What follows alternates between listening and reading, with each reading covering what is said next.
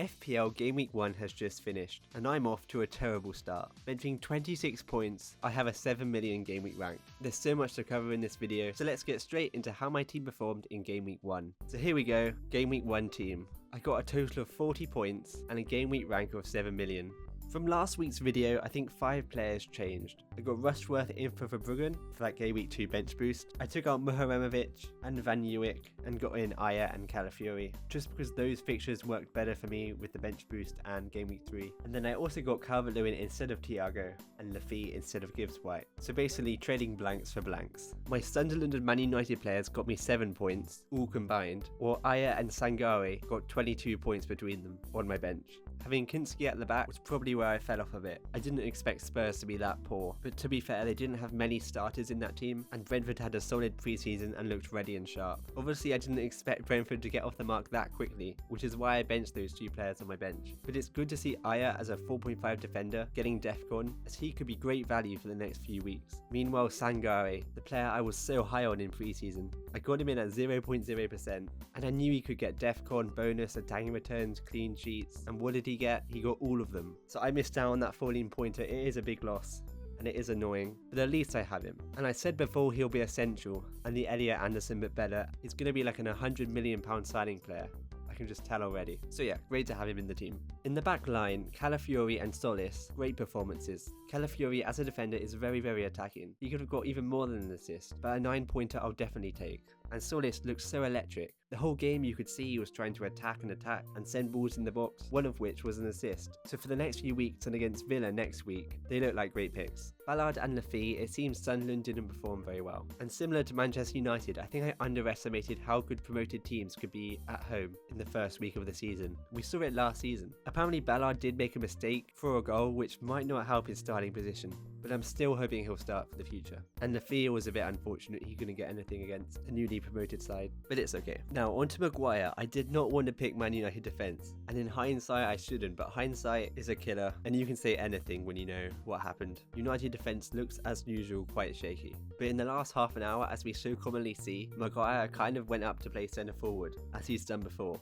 So there's that in the hope, if Man United defence is bad, at least there's a defender that becomes a striker. But we're not hoping for a triple up of Man United to be poor. In terms of Mbeumo and Fernandes, I'm very happy with my decision to pick Mbeumo. He had quite a few chances, which were basically prevented by good saves from the keeper, or just a poor shot. I remember he had a 1-on-1 that didn't convert. But overall, from a decision-making point of view, he had some of the highest expected goals for the week. So if that's consistent and it continues, hopefully that will lead to an attacking return next week. Bruno Fernandes though, I'm not so high on. He did not look involved at all. He might have had 1 or 2 shots, not nearly as involved as Mbeumo though. That leads me onto the front line, and why I decided to captain Erling Haaland. In terms of decision making again, I think picking Erling Haaland was the correct play. Haaland had so many more chances to score. Remember a cross from O'Reilly to Haaland that most of the time Haaland puts in, and he kind of skewed his shot or maybe bounced it off his chest or something that messed it up. But he was super involved compared to Fernandes, so I think another week he comes away with a goal or a brace. So I still think Haaland's a good pick. João Pedro, Chelsea looked on fire. An 11 pointer I will definitely take, even if it doesn't affect too much. And João Pedro just started the season, first minute with a goal, so he looks so good at the moment, and he is locked in my team for the foreseeable future.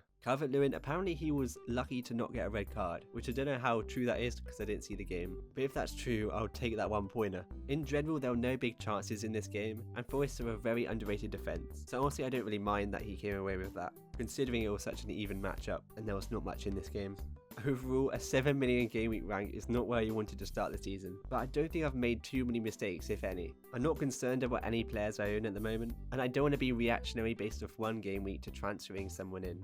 Players like Szoboszlai or Palmer maybe, or Rodgers might have damaged my rank a little bit, but I think it's just all the blanks in my team that mean I'm quite a bit low down. But then again, yeah, it's one game week. I think I have to be a bit patient and see how the team performs in the next few. Not ideal, but we move, we learn, and we go on to game week 2. Alright, here is the team for Game Week 2. Hopefully a much better game week this time. I'd only have 4 players away this week, compared to 11 at home, so that might be helpful in terms of points. But yeah, Game Week 2 I have 1 transfer. I'm not looking to do anything unless anyone gets injured, and I am looking at playing the bench boost. Starting at the back, we'd have Kinski and Rushworth against Hull. Spurs I think will take a few more weeks to get to where they want. I think Porro and Van der Ven will come back into the squad, and they've still got new signings to come such as Marmoush and Savinho. Not that that would help the defence massively. So it's kind of a wait and see. I'm just hoping they become a bit more solid. solid, but fair play to Brentford last week.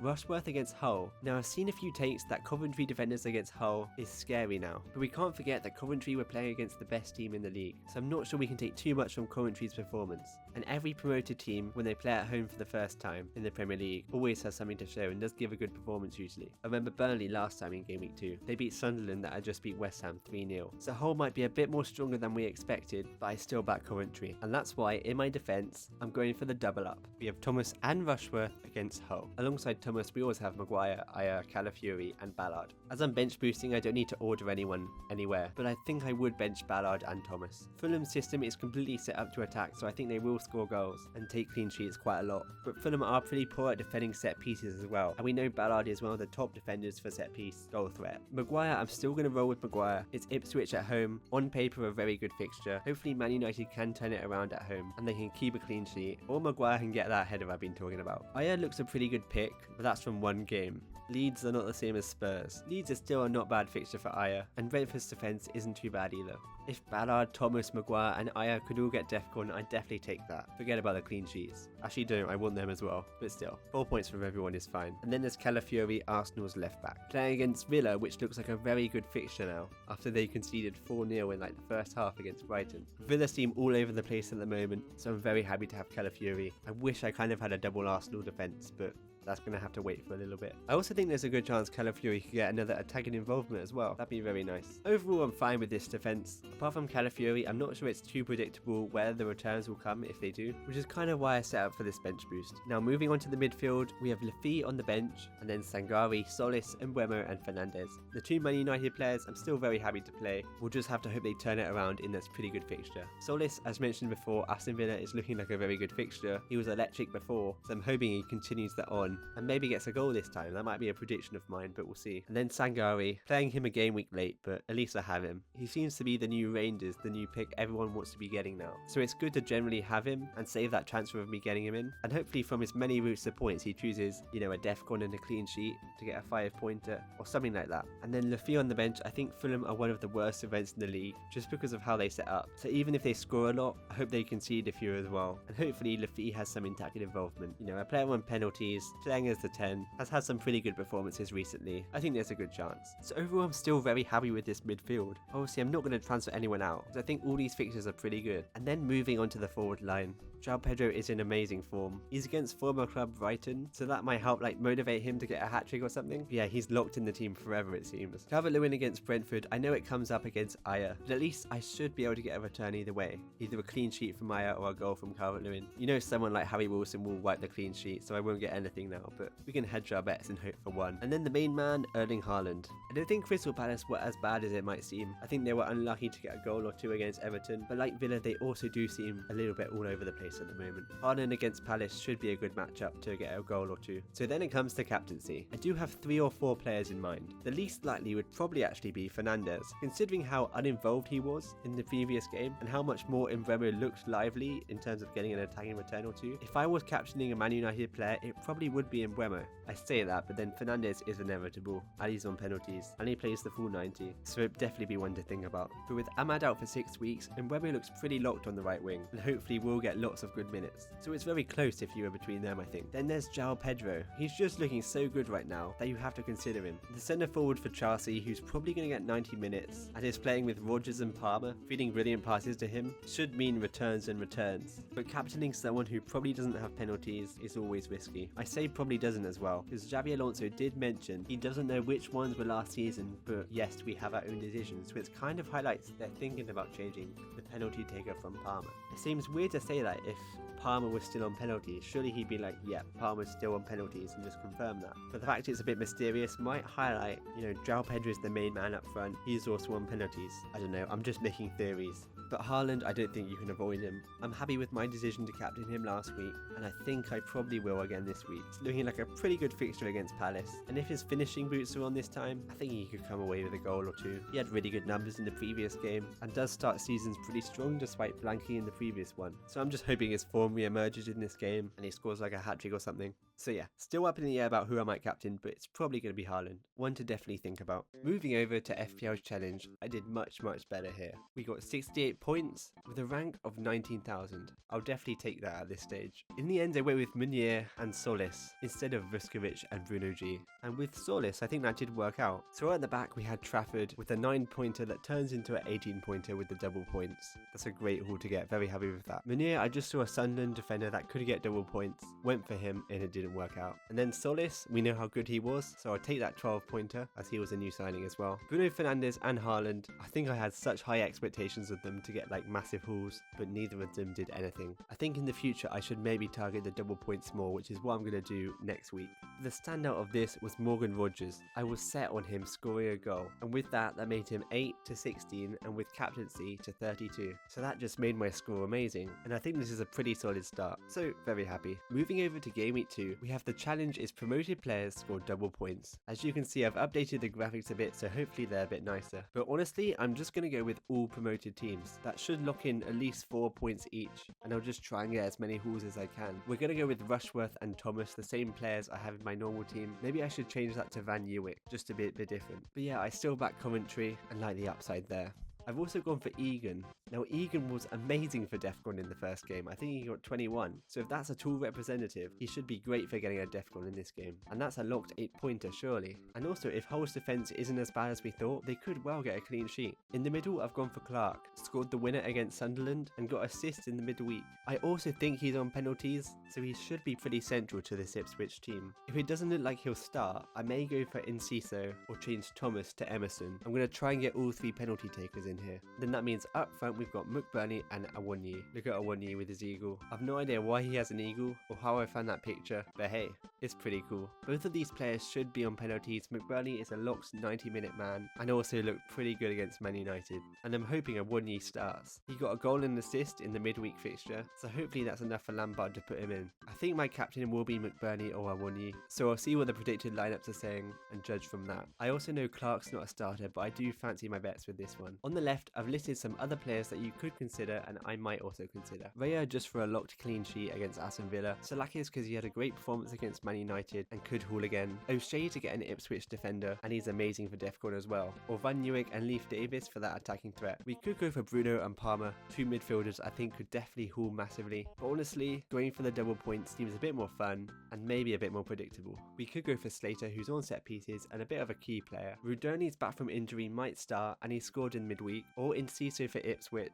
I've heard he had a great performance against Sunderland, got an assist, and if he's not injured, could be a good punt. And then up front, I could go with Haaland or João Pedro, another 2 who could get a great huge haul. Or I could go for Emerson if he's going to be on penalties, and he's a starting striker for Ipswich. So that's my thinking this week. Hopefully it helps me climb up even more. For the first time, I might be cheering on all 3 promoted teams in Game Week 2. On to the predictions. This one was a bit gutting. My first prediction was a high selected player to blank, and I said Szoboszlai. 1 minute less of this game and I'd get this correct, but of course there was a last minute penalty and of course Szoboszlai scored it. Great penalty as well. So surely I get half a point for this one. But the game's the game, the rules are the rules. I did fail with this one. And I said last video this one's going to come back right in my face. And it did. But oh well. We move on to a better one, which is number 2, where I said a player to score will be Morgan Rogers. And that's exactly what happened. I'm pretty happy I got it right bang on in this one, considering not many people knew what to expect with Chelsea and how Rogers might fit in and how many minutes he might get. I'm very happy that I picked this one. Also, my third prediction was a differential team, Brighton, to beat Aston Villa. Now in hindsight, seeing that Villa lineup, maybe it wasn't as differential as we first thought, but still, Villa are expected to be like a top 6, top 8 team, so I think it is allowed Game Week 1. And they went and smashed them 4-0, so I'll definitely take that prediction this time. Number 4, I said a United attacker to outscore Bruno or Mbeumo. See, I kind of got this right because I was saying Bruno and Mbeumo won't score or won't get a return, but basically all of Man United did nothing. I looked at every single player, they either got 2, 1 or 0 where they were subbed off after the first half. So this one was kind of close, but maybe not really. And then 5th, I said Maguire to score, linked to the 4th one. It didn't happen. United didn't look like scoring much.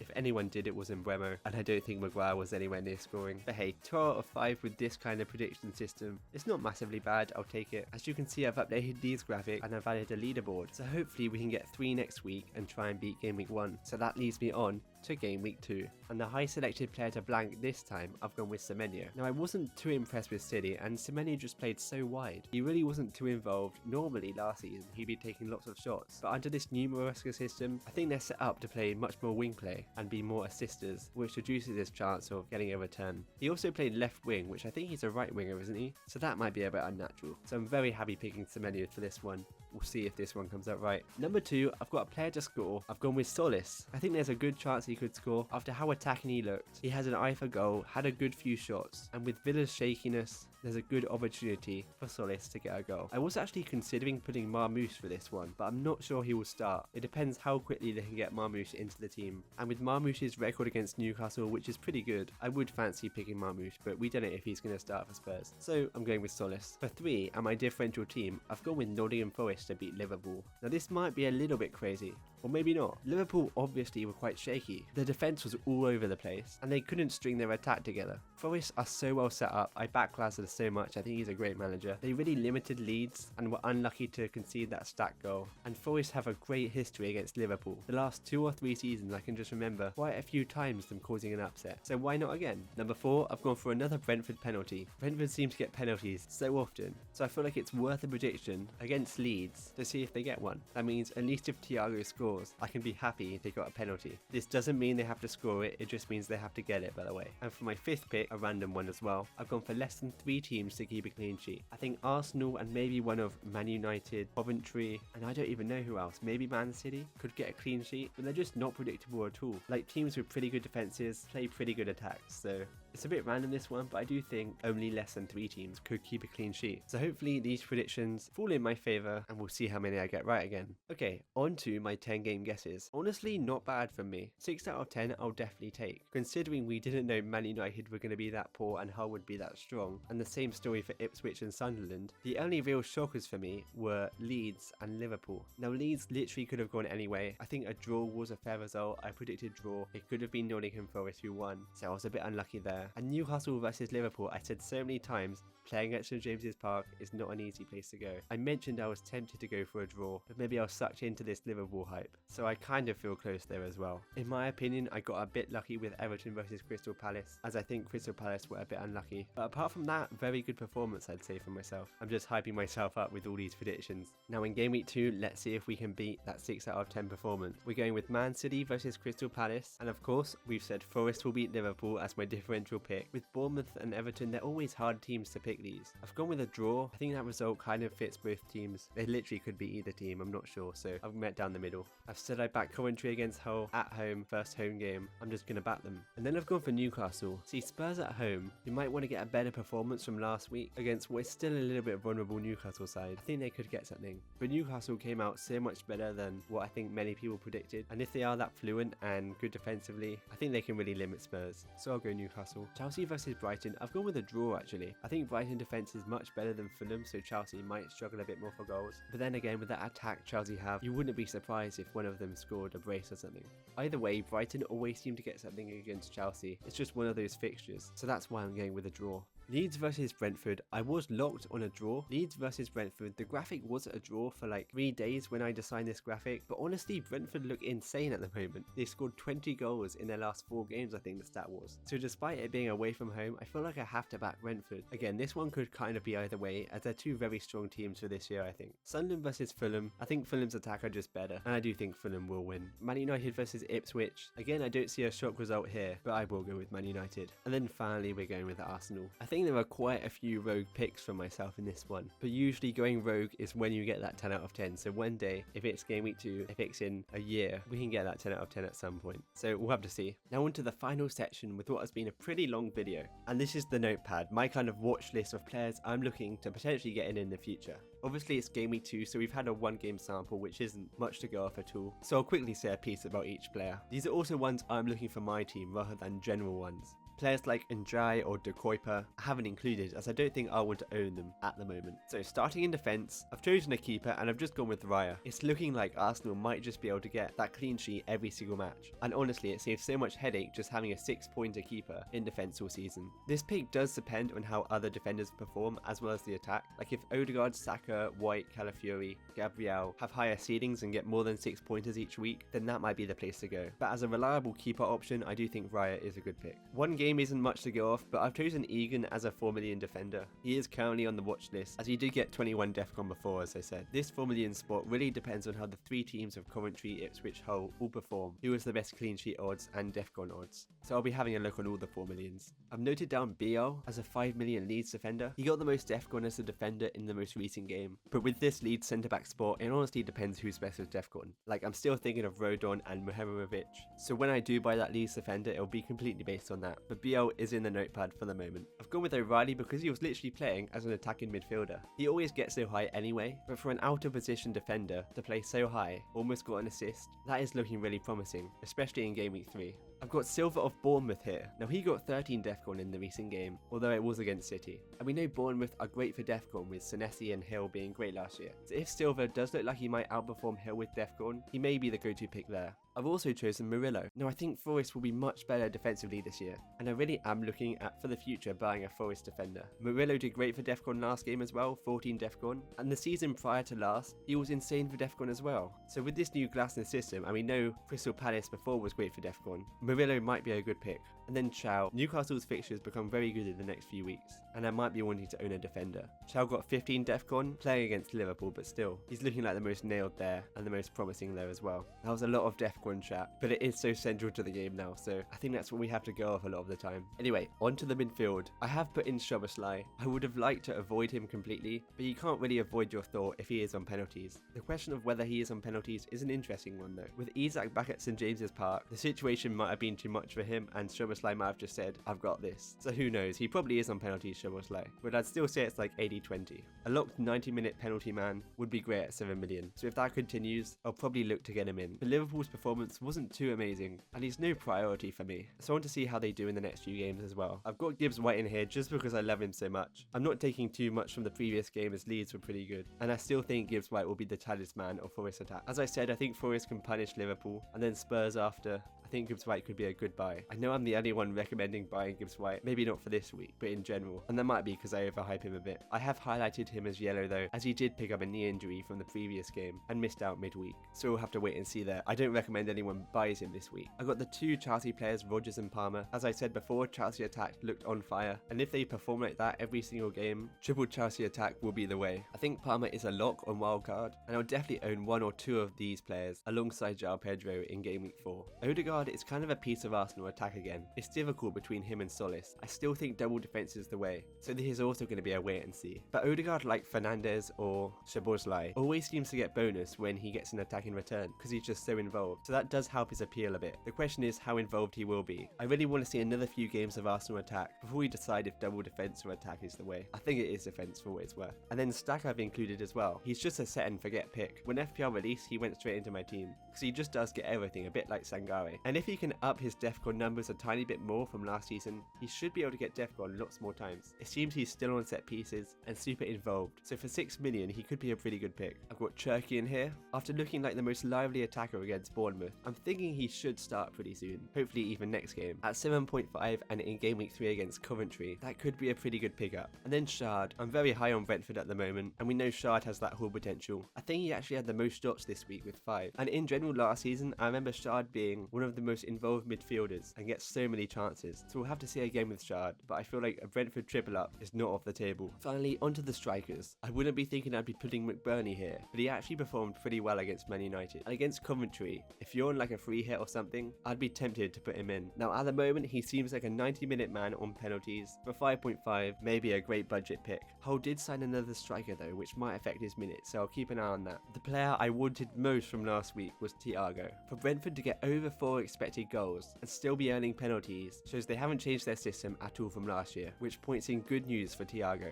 Now you may say Thiago missed a penalty last week, at least you dodged that, but any week I think Brentford will feed big chances to their up-front strikers, so Thiago would be a great pick this week. He'll probably have to wait a few more weeks though. I've chosen Wissa on here, had a very good performance against Liverpool. He did play a little bit further back than the striker, but at 6 million, maybe on penalties, and seeming like a key player now for Newcastle, he could be a good pickup. And then I've also chosen Garcia. His maybe for a few more game weeks time when Fulham have a great run, but he did score a goal and he does have lots of potential, and same as the other players, 90-minute man, probably on penalties. That's what you want from a pick. So there we go, there's all the players I've put on the notepad to keep my eyes on the future. Obviously I don't think I'm getting any of these in at the moment, but the next few weeks maybe some of these enter my team. Again, we'll have to see. There's my Game Week 1 reaction and preparation for Game Week 2. A very long one again. I am thinking in the future of separating what would be one video into a reaction video and next Game Week video, so I'll see what happens. But yeah, there's the team for this week. Hopefully it's a bit more promising and scores me like 100 points. There we go. Thanks for watching. If you did enjoy, please do consider subscribing or liking. But yeah, I'll see you after Game Week 2.